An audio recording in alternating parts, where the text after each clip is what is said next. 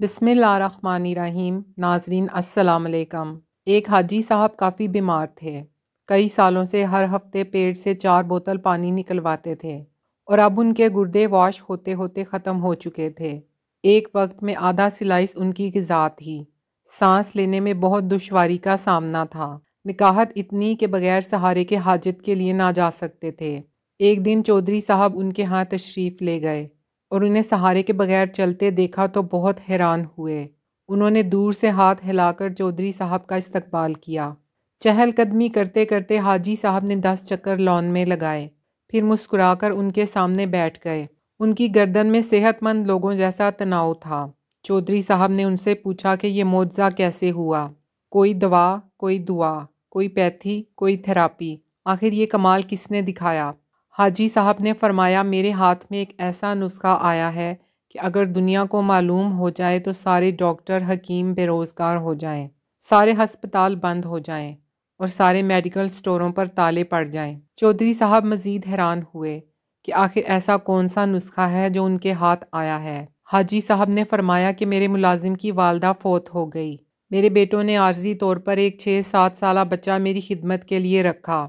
میں نے ایک دن بچے سے پوچھا کہ آخر کس مجبوری کی بنا پر تمہیں اس عمر میں میری خدمت کرنا پڑ رہی ہے؟ بچہ پہلے تو خاموش رہا، پھر سسکیاں بھر کر بولا کہ ایک دن میں گھر سے باہر تھا، میرے امی ابو بھائی بہن سب سیلاب میں بہہ گئے، میرے مال مویشی ڈھور ڈنگر زمین پر رشتہ داروں نے قبضہ کر لیا، اب دنیا میں میرا کوئی نہیں، اب 2 وقت کی روٹی اور کپڑوں کے عوض آپ کی خدمت پر مامور ہوں۔ یہ سنتے ہی حاجی صاحب کا دل پسیج گیا اور پوچھا، بیٹا کیا تم پڑھو گے؟ بچے نے ہاں میں سر ہلا دیا۔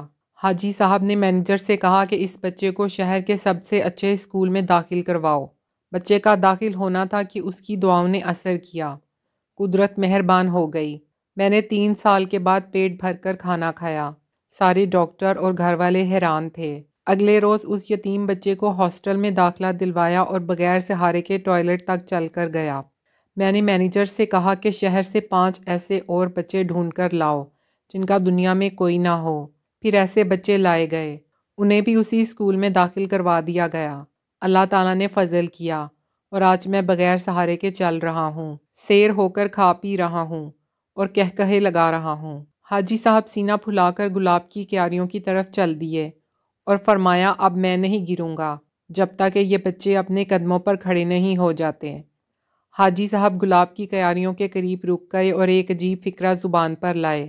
قدرت یتیموں کو سائے دینے والے درختوں کے سائے لمبے کر دیا کرتی ہے۔